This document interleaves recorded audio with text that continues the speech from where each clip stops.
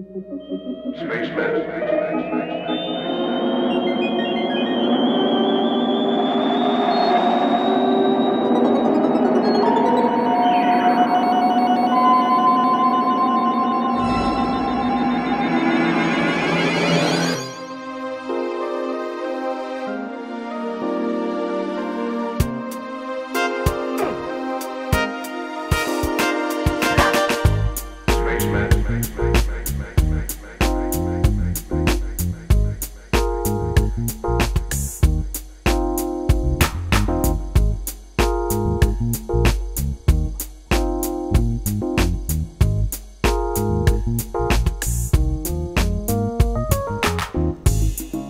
all started with a Navitimer that I saw on the wrist of a Royal Australian Air Force pilot, and I loved the idea of the slide rule dial, and that's what made me ask him about the watch and how it worked.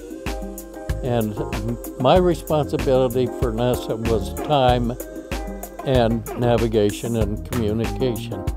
This communication device, which is the watch, the Navitimer, was ideally suited to what we needed, with the exception of a 24-hour dial.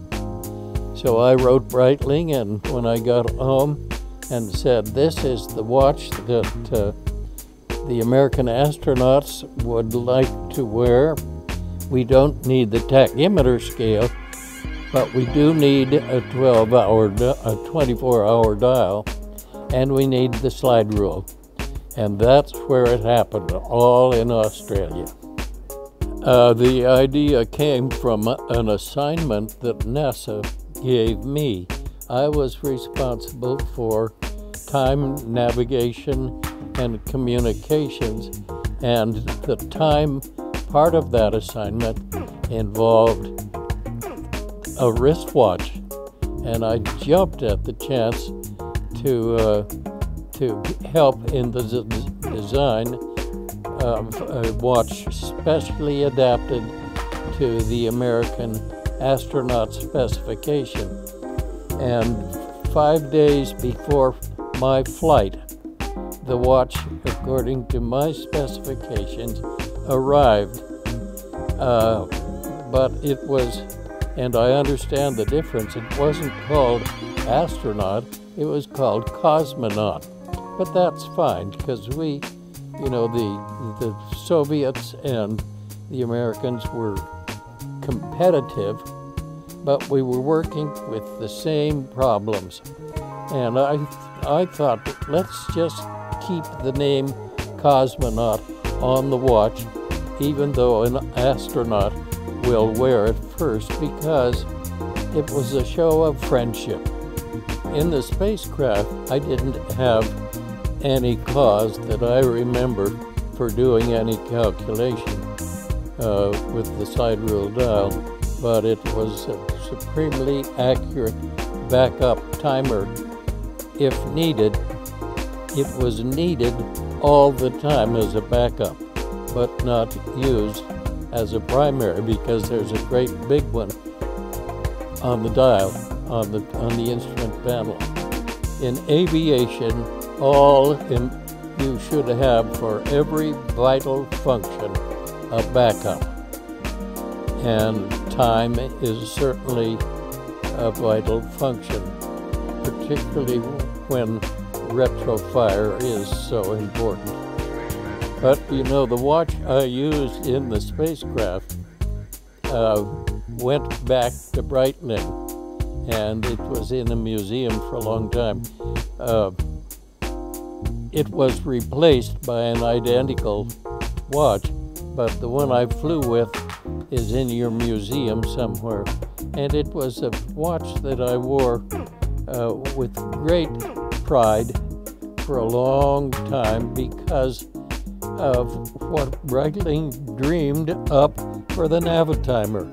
I was very proud of that particular watch, because I had had a chance to work with Breitling in a small way in the design of the watch. That made it sort of like my own watch.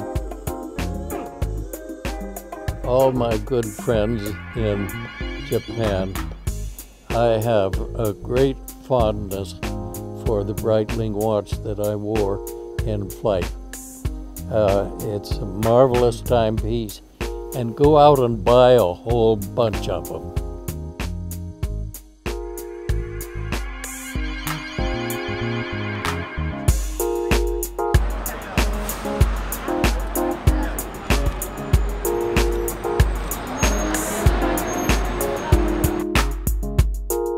Welcome to New York. I'm very happy to be here today. Hello Japan.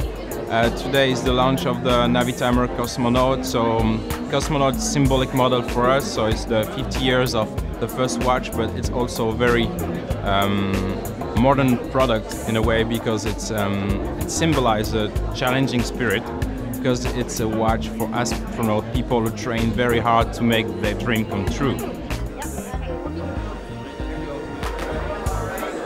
1 year ago, this time, my crew was at Baikonur. We were ready for the launch towards the International Space Station. I wish to all Japanese people success and health.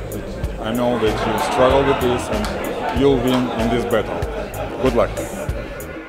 But I've been a fan of Breitling watches, and I think certainly this watch is a symbol of the connection between people and space. You know, the first one of these flew in 1962. The cosmonaut watch with Scott Carpenter. I flew a Breitling watch on my last couple missions, and hopefully one day will again in space.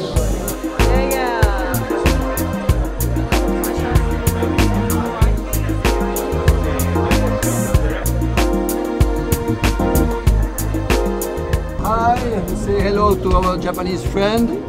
Here we are in New York, and we're happy to say hello to you.